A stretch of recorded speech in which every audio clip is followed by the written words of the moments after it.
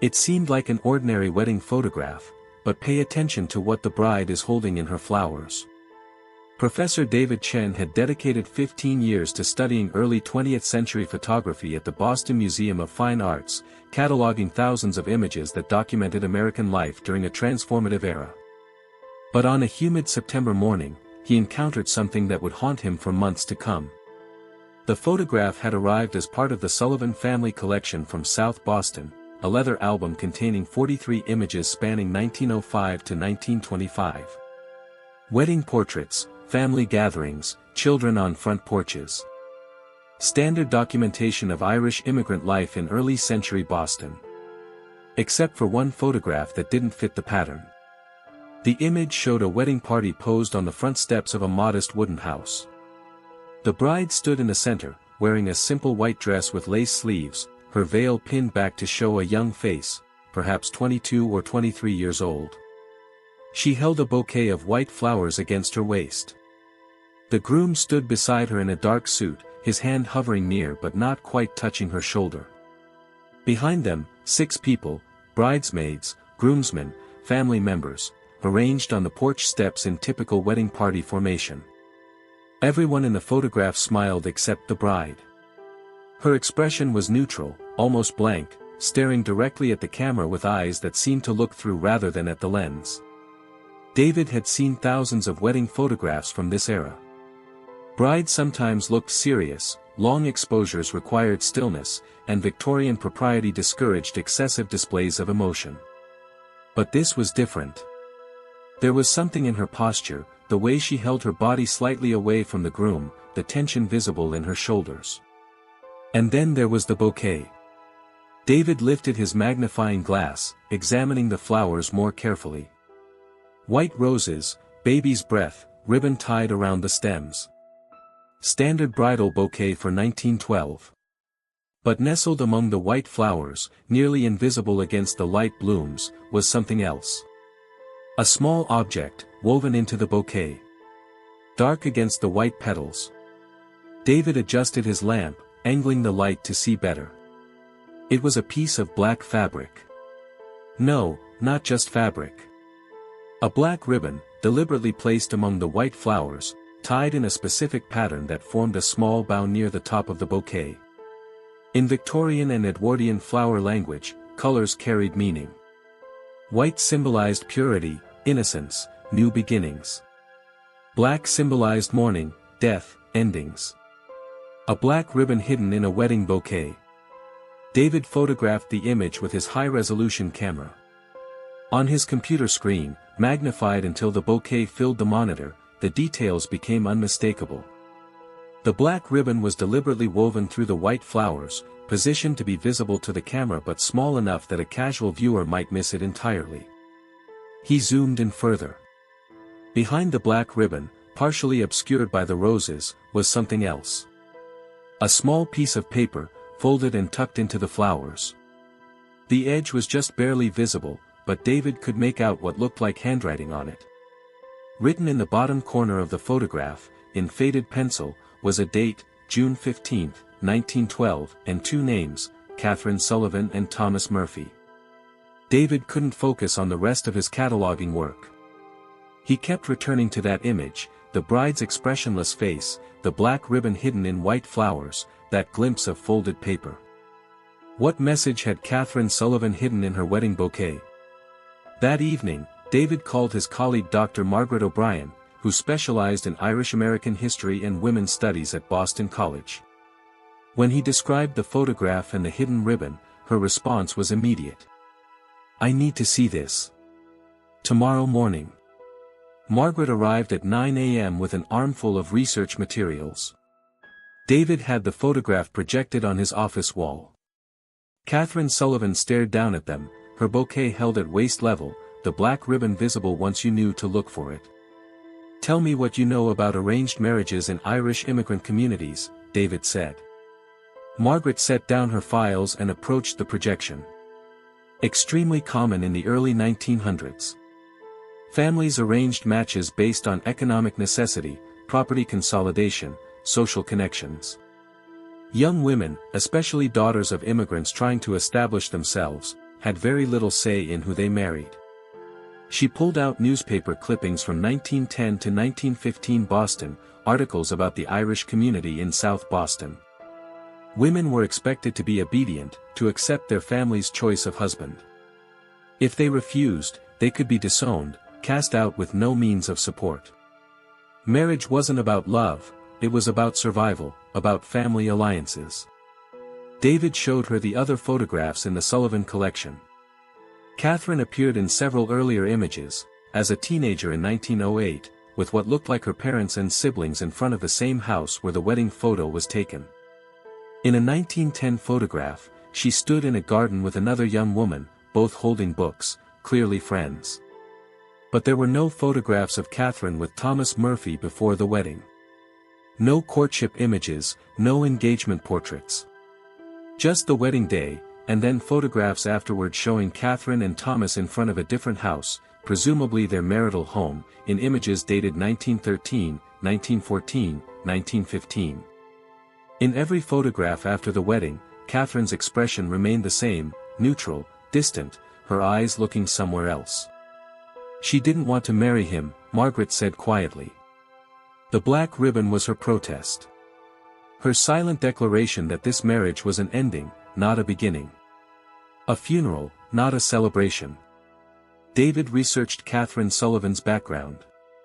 Census records showed the Sullivan family living on East 4th Street in South Boston. Father Patrick Sullivan, born in County Cork, worked as a dock worker. Mother Mary Sullivan kept house.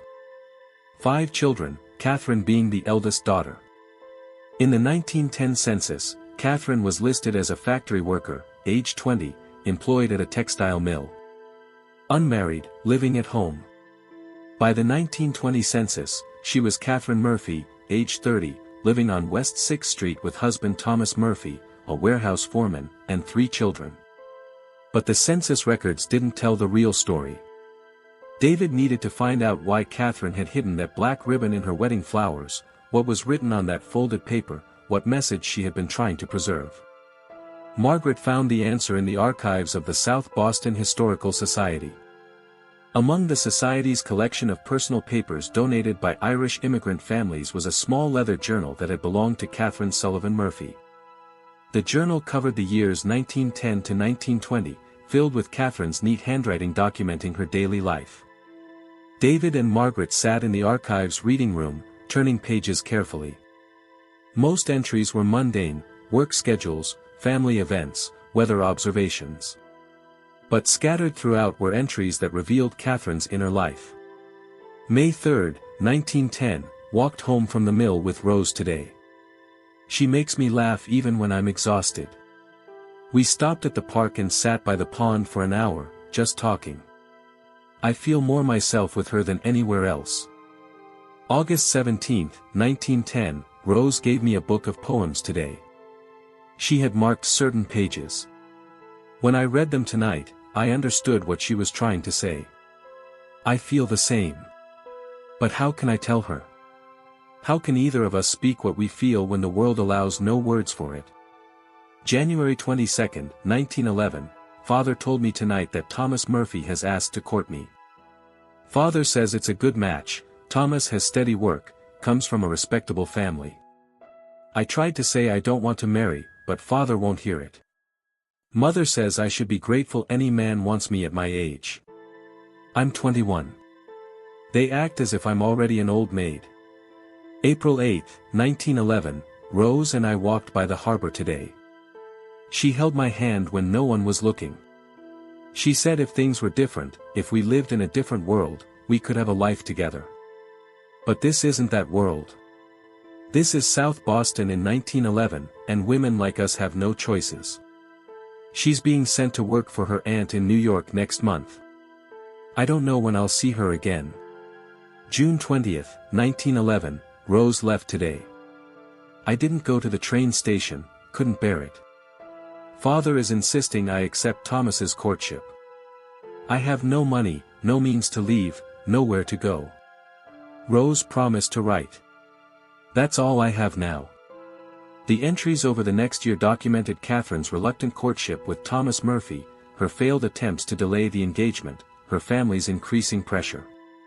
And then, dated June 10, 1912, 5 days before the wedding, Rose sent a letter.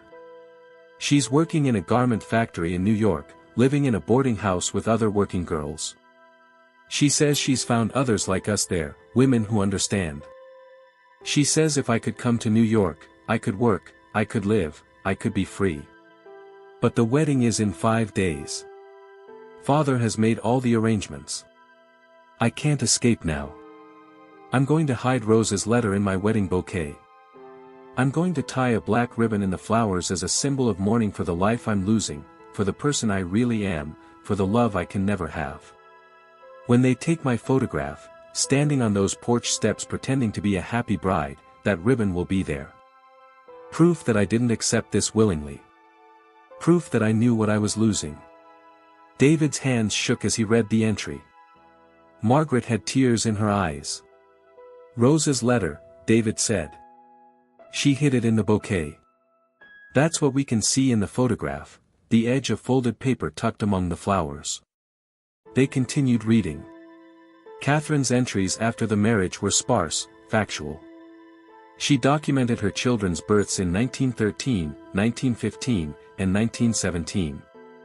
She wrote about household tasks, family obligations, the routine of married life. But the entries that had been so full of feeling and observation before the wedding became flat, distant. There was only one exception. An entry dated June 15, 1922, exactly 10 years after the wedding. 10 years married today. Thomas is a decent man. He doesn't drink, he provides for the children, he doesn't raise his hand. Many women have worse. But I live like a ghost in my own life, going through motions, playing a role. I think of Rose every day. I wonder if she thinks of me. I kept one photograph from my wedding, the one where you can see the black ribbon in my bouquet, where Rose's letter is hidden among the white flowers.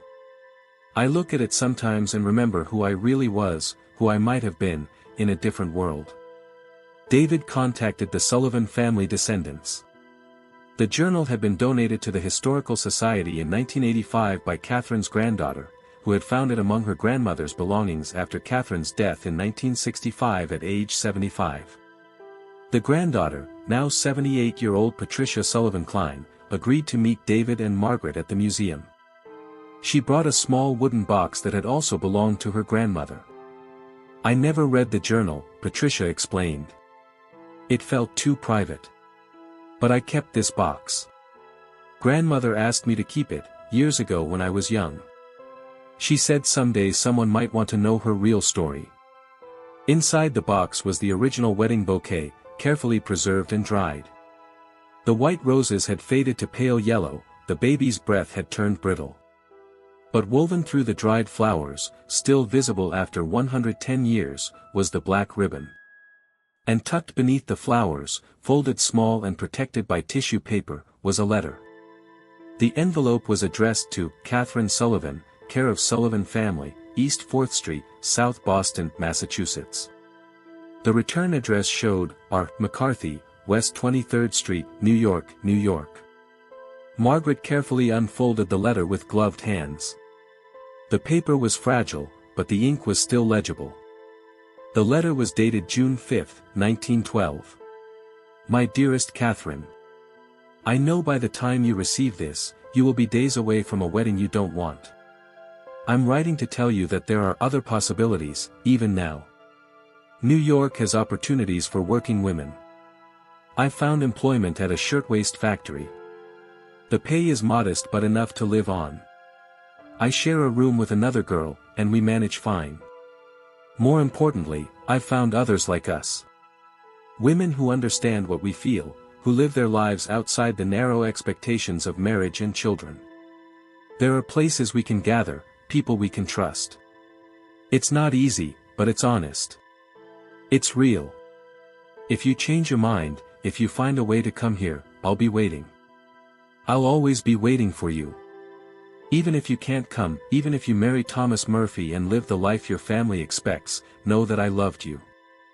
Know that what we felt was real, even if the world says it shouldn't exist. I'll carry you with me always. Rose. Patricia wiped her eyes. I never knew. Grandmother never spoke about any of this. She was just, my grandmother. Proper, quiet, dutiful. She attended church every Sunday, kept a spotless house, raised her children and helped raise us grandchildren. I thought she was content. She was surviving, Margaret said gently. Doing what she had to do in a time when women like her had no real choices. David organized an exhibition titled, Hidden Truths, Messages in the Margins of Early 20th Century Life. The centerpiece was Catherine's wedding photograph, displayed alongside her preserved bouquet, Rose's letter, and relevant entries from Catherine's journal. The exhibition opened to immediate public interest. The Boston Globe ran a feature article. LGBTQ+ publications across the country covered the story. But the most powerful response came from the queer community. Visitors stood before the photograph for long minutes, studying Catherine's expressionless face, the black ribbon in her white flowers, understanding the silent protest she had made on her wedding day. An elderly woman named Dorothy Brennan, age 82, came to the exhibition 3 times in 1 week. On her 3rd visit, she approached David. My aunt was like Catherine, Dorothy said. She married in 1925 because her family insisted. But she kept a photograph of another woman hidden in her dresser drawer for 60 years. When she died, my mother found the photo and burned it. Said it was shameful. But I remember seeing it once when I was young, 2 women holding hands, looking at each other the way people in love look at each other. I didn't understand it then. I understand now. Margaret traced the story further. She found Rose McCarthy in the 1920 census, still living in New York, still unmarried, working as a garment worker.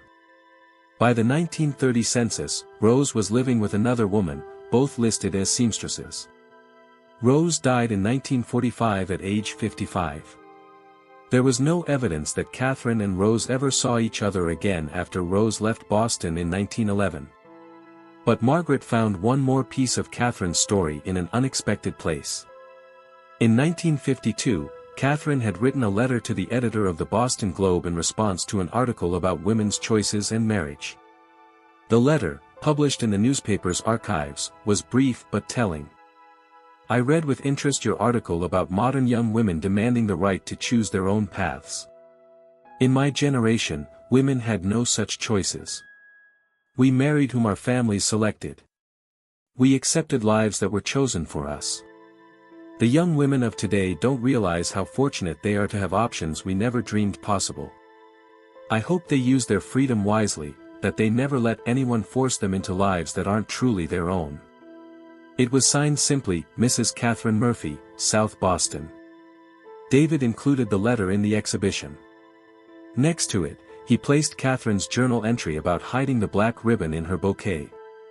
The contrast was stark, the public voice of dutiful acceptance, the private reality of grief and protest.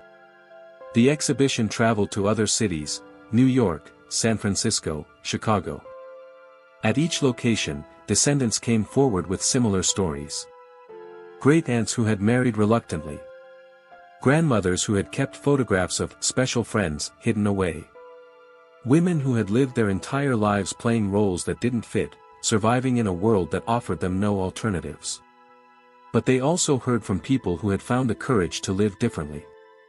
A woman in her 70s who had refused marriage in the 1960s, lived openly with her female partner for 50 years despite social ostracism. A man who shared his grandmother's story, she had run away from an arranged marriage in 1920, made her way to New York alone, built a life on her own terms.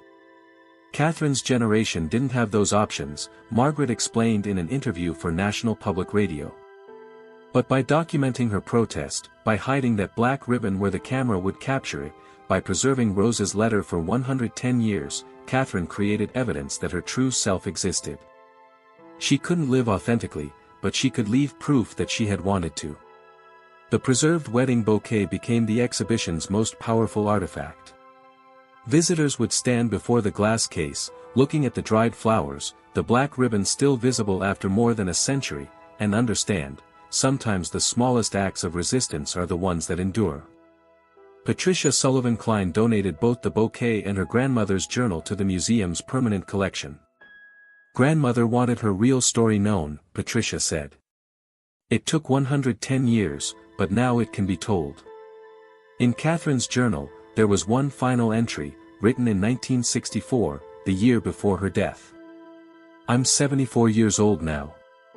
Thomas died 3 years ago. My children are grown, my grandchildren nearly adults. I've lived a respectable life, done my duty, played the role assigned to me. But I kept the bouquet from my wedding day, the one with the black ribbon hidden among the white flowers.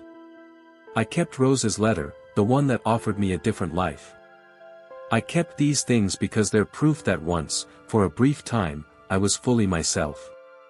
I was Catherine who loved Rose, not Catherine who married Thomas. That Catherine existed, even if no one knew her. The ribbon remembers. The letter remembers. And now, anyone who finds these things will know the truth. Sometimes the truth is preserved in the smallest details, a ribbon woven through flowers, a letter hidden in a bouquet, a photograph that captures more than it seems to show. Sometimes you just need to zoom in close enough to see what was hidden in plain sight, waiting more than a century to tell its story.